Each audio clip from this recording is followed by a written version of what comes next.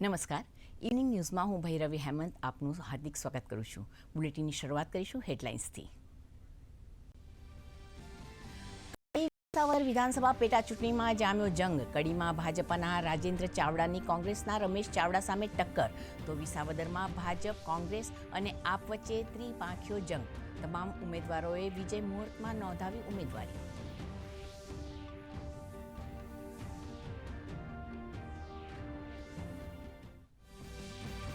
મુખ્યમંત્રી ભૂપેન્દ્ર પટેલની ઉપસ્થિતિમાં જૂનાગઢના વિસાવદરમાં ભાજપનું વિજય સંકલ્પ સંમેલન.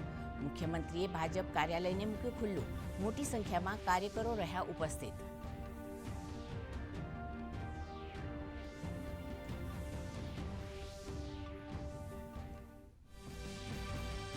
આત્મવિશ્વાસથી ભરેલ ભારતીય વિમાનન ક્ષેત્ર ઝડપથી વધી રહ્યું છે આગળ. આઈએટીએની 81મી વાર્ષિક બેઠકને પ્રધાનમંત્રી નરેન્દ્ર મોદીનું સંબોધન. કહ્યું, ઉડાન યોજનાની સફળતા વિમાનન ક્ષેત્રનો સ્વર્ણિમ અધ્યાય. પ્રધાનમંત્રીએ વિમાનન ક્ષેત્રે માળખાગત સુવિધાઓમાં થયેલ વિકાસની કરી વાત. પ્રધાનમંત્રી નરેન્દ્ર મોદીએ ઉડ્ડયન ક્ષેત્રે મહિલાઓની વધી રહેલ ભાગીદારીની કરી પ્રશંસા. કહ્યું, ભારતમાં 15% પાયલટ મહિલા, જે વૈશ્વિક એવરેજથી 3 ગણી વધારે, તો આ ક્ષેત્રે સુરક્ષાને ગણાવી ભારતની પ્રાથમિકતા.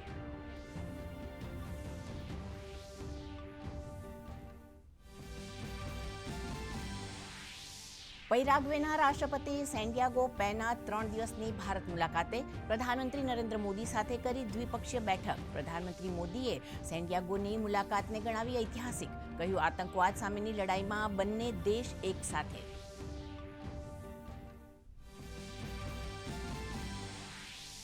જેઈઈ એડવાન્સની પરીક્ષાનું પરિણામ જાહેર. ટોપ 100માં 7 ગુજરાતના વિદ્યાર્થીઓનો સમાવેશ. અમદાવાદનો મોહિત ઓલ ઇન્ડિયા રેન્કમાં 12મા ક્રમ સાથે ગુજરાતમાં પ્રથમ, તો સુરતનો આગમ શાહ ઓલ ઇન્ડિયા રેન્કમાં 17મા ક્રમ સાથે બીજા ક્રમે.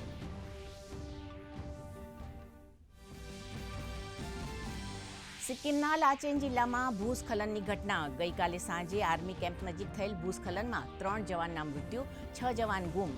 રાહત બચાવ કામગીરી ચાલુ. તો અસમના મુખ્યમંત્રી હેમંત બિસ્વાએ પૂરગ્રસ્ત વિસ્તારની લીધી મુલાકાત.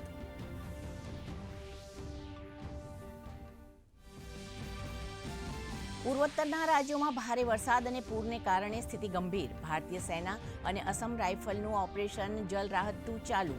બાળકો અને વડીલો સહિત 500 લોકોનું કર્યું રેસ્ક્યુ. એનડીઆરએફ, એસડીઆરએફ અને ભારતીય સેના દ્વારા રાહત અને બચાવ કામગીરી યથાવત.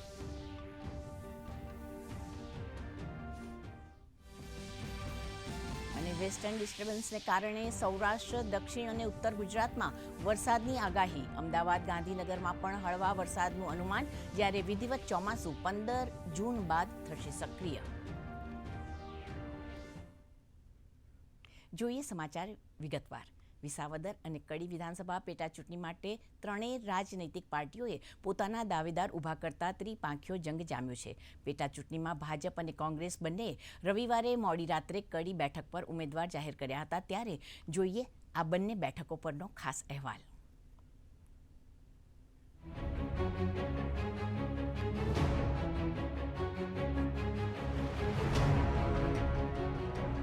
કડી અને વિસાવદર વિધાનસભા બેઠકની પેટા ચૂંટણી માટે ઉમેદવારી પત્ર ભરવાની આજે છેલ્લી તારીખ હતી. ત્યારે ગઈકાલે મોડી રાત્રે ભાજપે કડીમાં રાજેન્દ્ર ચાવડા તેમજ વિસાવદરમાં કિરીટ પટેલને ટિકિટ આપી હતી. તો કોંગ્રેસે કડીમાં પૂર્વ ધારાસભ્ય રમેશ ચાવડા તેમજ વિસાવદરમાં ભેસાણ તાલુકા પ્રમુખ નીતિન રાણપરિયાને ઉમેદવાર બનાવ્યા છે. બીજી તરફ આમ આદમી પાર્ટી તરફથી વિસાવદરમાં ગોપાલ ઇટાલિયા અને કડીમાં જગદીશ ચાવડા ધારાસભ્ય પદની ચૂંટણી લડશે. વિસાવદરથી ભાજપના ઉમેદવાર કિરીટ પટેલના સમર્થનમાં ભાજપે વિજય સંકલ્પ સંમેલન યોજ્યું હતું. વિસાવદરથી ભાજપના ઉમેદવાર કિરીટ પટેલે મુખ્યમંત્રી ભૂપેન્દ્ર પટેલની ઉપસ્થિતિમાં ઉમેદવારી પત્ર ભર્યું હતું, જેમાં વિસાવદરથી ભાજપના ઉમેદવારને વિજેતા બનાવવા મુખ્યમંત્રી ભૂપેન્દ્ર પટેલે અપીલ કરી હતી. જ્યારે વિસાવદરમાં કોંગ્રેસ ઉમેદવાર નીતિન રાણપરિયાએ ઉમેદવારી પત્ર ભર્યું, ત્યારે પરેશ ધાનાણી, ઇન્દ્રનીલ રાજ્યગુરુ સહિતના કોંગ્રેસના નેતાઓ હાજર રહ્યા હતા. આમ આદમી પાર્ટી હોય કે કોંગ્રેસ પાર્ટી હોય, એને હરાવી અને ભારતીય જનતા પાર્ટી અમારા વિસ્તારમાં વિકાસની રાજનીતિ તરફ અમે આગળ વધશું, એનો હું આપ સૌને વિશ્વાસ અપાવું છું. પાર્ટીએ આ કસોકસ વાળી ચૂંટણીમાં, જ્યારે ગુજરાતમાં એક જ સીટની ચૂંટણી હોય, આખા ગુજરાતની નજર વિસાવદર ઉપર હોય, સામેના ઉમેદવાર એવા સબળ હોય અને મારી પર ભરોસો મૂકીને મને જે ટિકિટ આપી છે એના માટે હું દિલથી તનતોડ મહેનત કરીશ. વાત કરીએ કડીની તો કડીમાં કોંગ્રેસના ઉમેદવાર રમેશ ચાવડાએ ફોર્મ ભર્યું હતું. ફોર્મ ભરતી વખતે કિરીટ પટેલ, બળવંતજી ઠાકોર, શૈલેષ પરમાર સહિતના કોંગ્રેસ નેતાઓ ઉપસ્થિત રહ્યા હતા. જ્યારે મહેસાણાના કડીમાં ભાજપનું વિજય વિશ્વાસ સંમેલન યોજાયું હતું અને ત્યારબાદ રાજેન્દ્ર ચાવડાએ ફોર્મ ભર્યું હતું. વિજય વિશ્વાસ સંમેલનમાં ઉત્તર ગુજરાતના ભાજપના સાંસદ અને ધારાસભ્યો ઉપસ્થિત રહ્યા હતા અને આ સાથે આપના ઉમેદવાર જગદીશ ચાવડાએ પણ ઉમેદવારી નોંધાવી હતી. કોંગ્રેસે મારા ઉપર વિશ્વાસ મૂકીને મને ટિકિટ આપી છે. એમને વિશ્વાસ છે કે હું આ સીટ ઉપરથી આ સીટમાં જીતીને હું કોંગ્રેસની મજબૂતાઈ છે એને હું વધારે મજબૂત કરીશ. આમ આદમી પાર્ટી મેં ઉમેદવારી ભરી છે અને આમ આદમી પાર્ટી અમારી પર ભરોસો આમ આદમી અમારી પર ભરોસો એટલે અમારા જીતવાની આસન 100% છે ને અમે એને જીતી. ભાજપ માટે તો હું લગભગ 1981થી ભાજપમાં જોઈન થયો અને હાલમાં પાર્ટીમાં ગુજરાત પ્રદેશ અનુસૂચિત જાતિ મોરચાનો આમંત્રિત કારોબારી સભ્ય પણ છું. જે વિકાસના કામો અધૂરા છે એને અમે પૂરા કરવાનો પૂરેપૂરો પ્રયત્ન કરીશું અને ન્યાય આપીશું.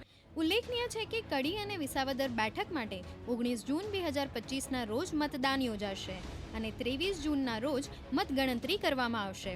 ત્યારે આ બંને વિધાનસભા બેઠકની પેટા ચૂંટણીમાં કયો પક્ષ બાજી મારશે તેના પર સૌની નજર છે. બ્યુરો રિપોર્ટ, દૂરદર્શન સમાચાર, અમદાવાદ. સમાચારમાં આગળ જોઈએ તો રાજ્યમાં સ્થાનિક સ્વરાજ ગ્રામ પંચાયત ચૂંટણીની જાહેરાત થઈ ગઈ છે. ત્યારે બનાસકાંઠા જિલ્લાના દાંતા તાલુકામાં કુલ 39 ગ્રામ પંચાયતની ચૂંટણીઓ યોજાશે, જેમાં 10 ગ્રામ પંચાયત અને 29 ગામમાં પેટા ચૂંટણી યોજાશે. જે અંગે આજે વિધિવત જાહેરનામું મામલતદાર દ્વારા પ્રસિદ્ધ કરવામાં આવ્યું હતું. ત્યારે નોંધનીય છે કે ગ્રામ પંચાયતની ચૂંટણી માટે આજથી જ ફોર્મ ભરવાની શરૂઆત થઈ ગઈ છે.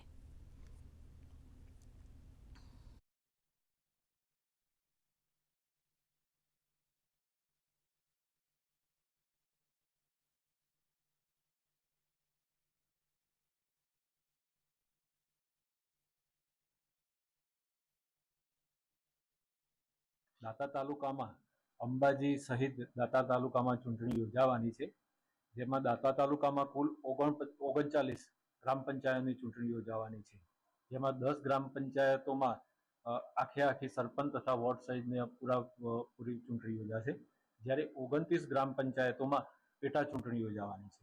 ગ્રામ પંચાયતના ચૂંટણી જ્યાં યોજાવાની છે તે મતદાન મથકો ઉપર સુરક્ષા કર્મીઓની પણ પૂરી વ્યવસ્થા કરવામાં આવશે. ચૂંટણી અંગેની નોટિસ આજે ગ્રામ પંચાયતો ખાતે પ્રસિદ્ધ કરવામાં આવેલ છે, જેથી આજ રોજથી ફોર્મ આજથી ચાલુ થયું છે, એટલે ફોર્મ ભરવાનું પણ આજથી ચાલુ થશે. તેમજ ઉમેદવારી પત્રો ભરવાની છેલ્લી તારીખ 9/6/2025ના રોજની છે.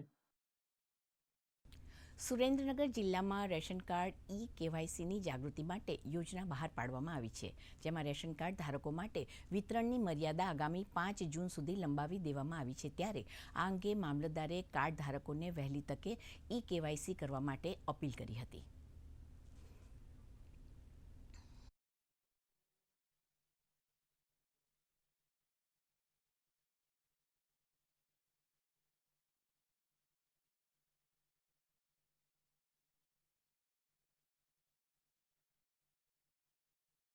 રાષ્ટ્રીય અન્ન સુરક્ષા કાયદા 2013 હેઠળ સમાવેશ તમામ લાભાર્થીઓના હિતમાં આ મુદતમાં વધારો કરીને તારીખ 5 જૂન 2025 સુધી તેને લંબાવેલ છે, જેથી તમામ NFSA લાભાર્થીઓને તારીખ 5 જૂન 2025 સુધી માહે જૂન 2025 માટે યોજનાનો લાભ લેવા માટે અમે તમામ રેશન કાર્ડ ધારકોને જે છે જિલ્લા પુરવઠા તંત્ર વતી હું અનુરોધ કરું છું. આ સાથે હું આપને જણાવવા માંગુ છું કે આપણા સુરેન્દ્રનગર જિલ્લામાં જે NFSA રેશન કાર્ડ ધારકો છે એમનું 88.9% જેવું KYC જે છે આપણે પૂર્ણ કરી ચૂક્યા છીએ.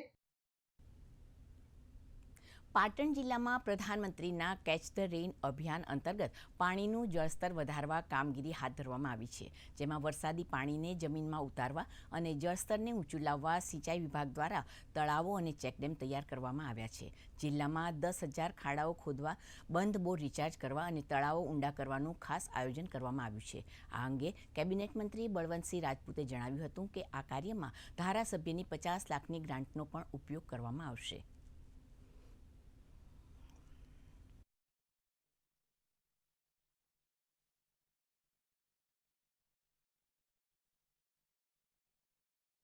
વરસાદી પાણીને કેવી રીતે સંગ્રહ કરી શકાય, એને કેચ કેવી રીતે કરી શકાય અને જમીનમાં કેવી રીતે ઉતારી શકાય એ બાબતની ચિંતા કરી. આદરણીય કેન્દ્ર સરકારમાં CR પાટીલ સાહેબે ચિંતા કરીને એક ગાઈડલાઈન બહાર પાડી છે. એ મુજબ આદરણીય ભૂપેન્દ્રભાઈ પટેલ સાહેબે દરેક ધારાસભ્યશ્રીને આ ફેર 1.5 કરોડના 2.5 કરોડ રૂપિયા કર્યા છે. એમાં 50 લાખ રૂપિયા તમામ ધારાસભ્યશ્રીએ આ બાબતે પાણીના વાપરવા એનો પરિપત્ર પણ હમણાં કરવામાં આવ્યો છે. પાટણ જિલ્લામાં 10,000 જેટલા સોર્સ કુવા થકી અને ચેકડેમ અને આડબંધ અને તળાવ ઊંડા કરવાની કામગીરી થકી જળ સ્તર ઊંચું લાવવાના પ્રયત્નો કરવા સરકાર ખૂબ જ પ્રયત્નશીલ છે. ત્યારે પાટણ જિલ્લામાં વરસાદી પાણી જમીન ઉતારવા માટે ખૂબ જ સારા પ્રયત્નો જળ સુધારણા કરવામાં આવી રહ્યા છે. અમૃત ઠાકોર, દૂરદર્શન સમાચાર, પાટણ. પ્રધાનમંત્રી નરેન્દ્ર મોદીએ આજે નવી દિલ્હીના ભારત મંડપમ ખાતે ઇન્ટરનેશનલ એર ટ્રાન્સપોર્ટ એસોસિએશનની 81મી વાર્ષિક સામાન્ય સભામાં હાજરી આપી હતી.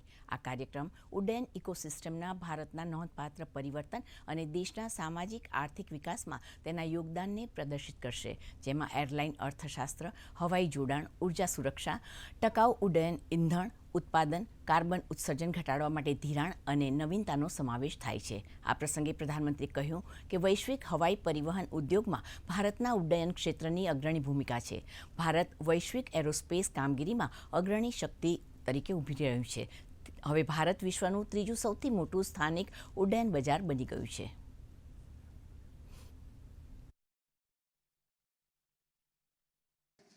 बीते वर्षों में भारत ने सिविल एविएशन के क्षेत्र में एक अभूतपूर्व परिवर्तन देखा है.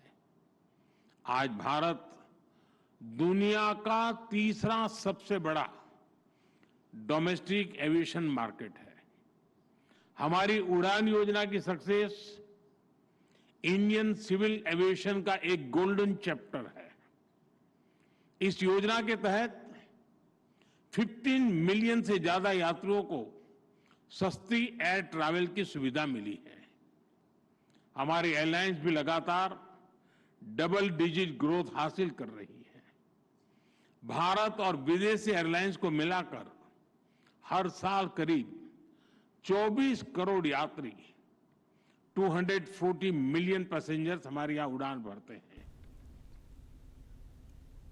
પેરાગ્વેના રાષ્ટ્રપતિ આજથી ભારતની 3 દિવસીય મુલાકાતે છે. ત્યારે પ્રધાનમંત્રી નરેન્દ્ર મોદી અને પેરાગ્વેના રાષ્ટ્રપતિ સેન્ડિયાગો પેના પેલાસિયોસે આજે નવી દિલ્હીમાં પ્રતિનિધિ મંડળ સ્તરની વાતચીત કરી હતી. આ દરમિયાન બંને નેતાઓએ દ્વિપક્ષીય સંબંધોના તમામ પાસાઓની સમીક્ષા કરી હતી. આ પ્રસંગે પ્રધાનમંત્રી નરેન્દ્ર મોદીએ કહ્યું કે બંને દેશો ડિજિટલ ટેકનોલોજી, કૃષિ, સંરક્ષણ, રેલવે અને અવકાશ સહિત અનેક ક્ષેત્રોમાં અપાર સંભાવનાઓ ધરાવે છે. તેમજ ભારત અને પેરાગ્વે આતંકવાદ સામેની લડાઈમાં સાથે છે. आर्थिक सहयोग सहित डिजिटल टेक्नोलॉजी, क्रिटिकल मिनरल्स, ऊर्जा, कृषि, स्वास्थ्य, डिफेंस, रेलवे तथा स्पेस जैसे क्षेत्रों में सहयोग के नए अवसर हैं. मर्कोसुर के साथ हमारा प्रेफरेंशियल ट्रेड एग्रीमेंट है. हम मिलकर इसके विस्तार पर काम कर सकते हैं. भारत और पैराग्वे ग्लोबल साउथ के अभिन्न अंग है. हमारी आशाओं, आकांक्षाओं और चुनौतियों में समानता है. इसलिए हम एक दूसरे के अनुभवों से सीखते हुए इन चुनौतियों से कारगर तरीके से निपट सकते हैं. आतंकवाद के खिलाफ लड़ाई में भारत और पैराग्वे कंधे से कंधा मिलाकर खड़े हैं. Cyber crime, organised crime, drug trafficking जैसी साझा चुनौतियों से लड़ने के लिए सहयोग की अपार संभावनाएं हैं. ચોમાસું નજીક આવતા માછીમારીની સિઝન પૂરી થઈ ગઈ છે ત્યારે ફિશરીઝ વિભાગ દ્વારા પોરબંદરના માછીમારોને ગત વર્ષે ₹62 કરોડની સહાય આપવામાં આવી હતી, જેના લીધે માછીમારોને વ્યવસાયમાં ઘણો ફાયદો થયો છે. આખા વર્ષ દરમિયાન વિવિધ મત્સ્યોદ્યોગ યોજનાઓમાં માછીમારોને સબસિડી આપવામાં આવી હતી. ઉલ્લેખનીય છે કે જિલ્લાના અર્થતંત્રમાં માછીમારીનો વ્યવસાય મુખ્ય છે, ત્યારે આ વ્યવસાયને વધુમાં વધુ વિકસાવવા માટે સરકાર દ્વારા વિવિધ યોજનાઓ બહાર પાડવામાં આવે છે.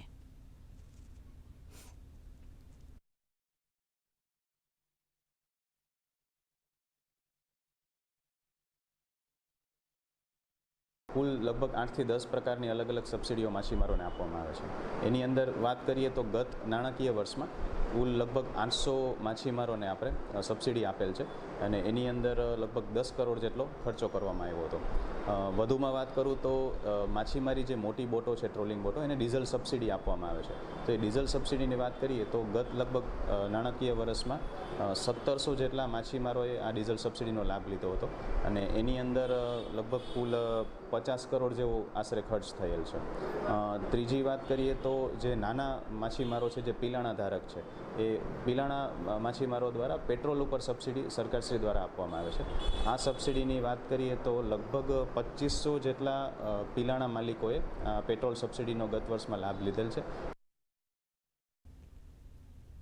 ભરૂચના અંકલેશ્વરની ઔદ્યોગિક વસાહતમાં આવેલ એક પ્રાઇવેટ લિમિટેડ કંપનીમાં ભીષણ આગ લાગી હતી. ફિનોર પીપલાસ કેમિકલ્સ કંપનીમાં રાસાયણિક પ્રક્રિયા દરમિયાન આગ લાગી હતી. આગની ઘટનાને પગલે ફાયર બ્રિગેડે ઘટના સ્થળે પહોંચી આગ પર કાબૂ મેળવ્યો હતો. હાલ કોઈ જાનહાનિના સમાચાર નથી.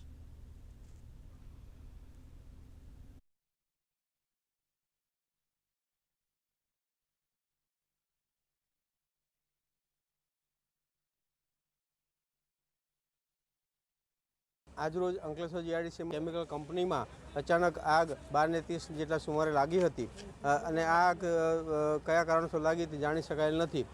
હાલમાં પણ આગ ચાલુ છે. આગ બુઝાવવા માટે ફાયર ટેન્ડર 5 થી 6 જેટલા ઘટના સ્થળે છે. પોલીસની ટીમ પણ હાજર છે અને કંપનીના મેનેજર પણ હાજર છે. ઘટના સ્થળે ફાયરની ટીમ, ડીપીએમસીની ટીમ પણ હાજર છે. કોઈ જાનહાનિ થયેલ નથી. ભારતીય રેલવે અને IRCTC દ્વારા એક ભારત શ્રેષ્ઠ ભારત અને દેખો અપના દેશ અંતર્ગત દક્ષિણ દર્શન યાત્રાનું આયોજન કરવામાં આવ્યું છે. ભારત ગૌરવ પ્રવાસી ટ્રેન દ્વારા આ યાત્રા આગામી 21 જૂનથી 1 જુલાઈ સુધી યોજાશે. 11 દિવસ સુધી ચાલનાર આ યાત્રા રાજકોટથી પ્રસ્થાન કરશે. આ યાત્રા દરમિયાન તિરુપતિ બાલાજી, રામનાથ સ્વામી જ્યોતિર્લિંગ મંદિર, મીનાક્ષી મંદિર, કન્યાકુમારી, શ્રી પદ્મનાભ સ્વામી મંદિર અને ઉડુપીમાં શ્રી કૃષ્ણ મંદિરના દર્શન કરવાનું लाभ મળશે.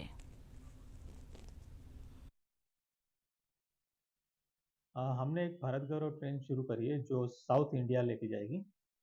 तो वहाँ के जितने भी रिलीजियस डेस्टिनेशन वहाँ लेके जाएंगे हम पैसेंजर्स को. ये ट्रेन चलेगी 21 जून से. राजकोट से निकलेगी. बीच में पैसेंजर्स को अलग अलग स्टेशन से भी बोर्ड करने की सहूलियत होगी. मुंबई के भी कोई पैसेंजर्स होंगे तो वो लोग भी वैसे के आगे से सारे स्टेशन से हमारे दिए हुए, तो वहाँ से भी वो लोग बोर्ड कर पाएंगे. ये जो भी पैकेज हमारा है वो LTC बाद है और इसमें इंश्योरेंस भी कवर्ड है.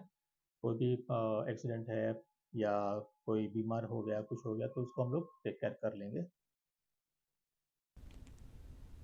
ગુજરાત રાજ્ય યોગ બોર્ડ દ્વારા આવતીકાલે નડિયાદમાં આવેલા BAPS સ્વામિનારાયણ મંદિર યોગી ફાર્મમાં સવારે 5:30 થી 7:30 દરમિયાન યોગ શિબિર યોજાશે, જેમાં 5000ને જન સમુદાય જોડાય તેવું આયોજન કરાયું છે. આ અંગે ગુજરાત રાજ્ય યોગ બોર્ડના ચેરમેન શિષપાલજીએ જણાવ્યું કે પ્રધાનમંત્રી નરેન્દ્ર મોદીએ આપણી યોગ પરંપરાને વૈશ્વિક ઓળખ અપાવી છે. તેના પગલે 21 જૂને આંતરરાષ્ટ્રીય યોગ દિવસ તરીકે સમગ્ર વિશ્વમાં ઉજવણી થાય છે.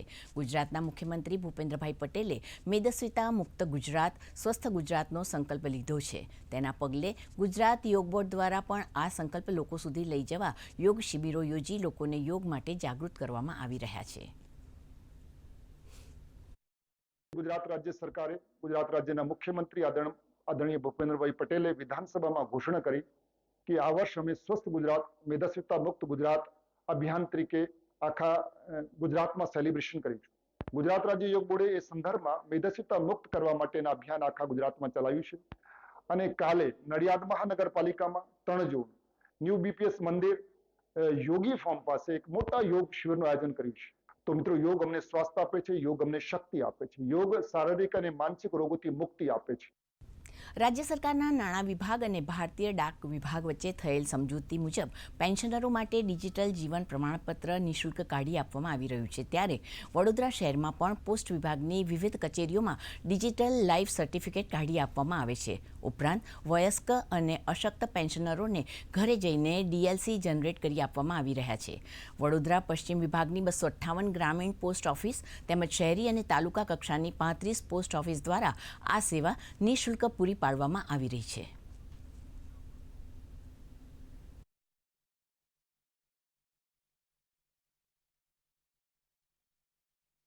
ગુજરાત સરકારના જે પણ પેન્શનર છે એમનું ડિજિટલ લાઈફ સર્ટિફિકેટ, જે હયાતીનું સર્ટિફિકેટ વર્ષે એકવાર આપવામાં આવે છે બેંકને, એ અમારા પોસ્ટમેન દ્વારા એમના ઘરે ઘરે જઈ અને એમને વિનામૂલ્યે કરી આપવાની એક સેવાની શરૂઆત કરેલી છે, ને આ પ્રમાણે MOU કર્યું છે. હવે બરોડા જે જિલ્લો ખરો, તો બરોડા જિલ્લો, નર્મદા જિલ્લો અને છોટાઉદેપુર જિલ્લાના ટોટલ અમારી પાસે જે પેન્શનર છે 43,000 છે. એમાં અમારા પશ્ચિમ વિભાગના 14,000 પેન્શનર છે. એ 14,000 પેન્શનરને ઘરે ઘરે જઈને અમે સેવા આપવાનું કામગીરી શરૂ કરી છે.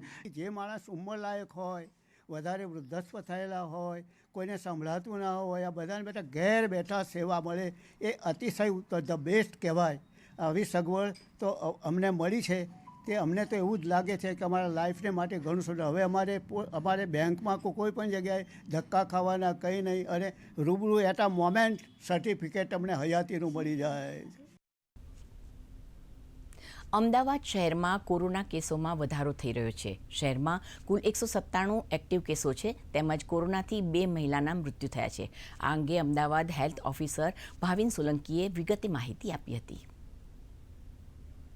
લાસ્ટ ડે દરમિયાન ટોટલ 50 જેટલા કોરોનાના કેસીસ રિપોર્ટ થયેલા છે, અને હાલમાં 197 કોરોનાના એક્ટિવ કેસીસ અમદાવાદ શહેરમાં અત્યારે રજીસ્ટર્ડ થયેલા છે. અગાઉ 2 દિવસ પહેલા 47 યર્સ ફિમેલ જે દાણી લીમડાના રહેવાસી હતા તેમનું મરણ થયેલું હતું, અને આજે સવારે એક 18 વર્ષની મહિલા છે જે કોવિડ પોઝિટિવ આવેલી હતી અને મરણ થયેલ છે, તેની એક પ્રાથમિક માહિતી મળેલી છે, અને હાલમાં એનું ઇન્વેસ્ટિગેશન હાલમાં કાર્યરત કરવામાં આવેલું છે. હાલમાં જે 197 કેસીસ રિપોર્ટ થયેલા છે તેને ફોલોઅપ કરવાની કામગીરી, સારવાર આપવાની કામગીરી કરવામાં આવેલી છે. મુખ્યત્વે તમામ કેસીસ હોમ આઇસોલેશનમાં રાખવામાં આવેલા છે.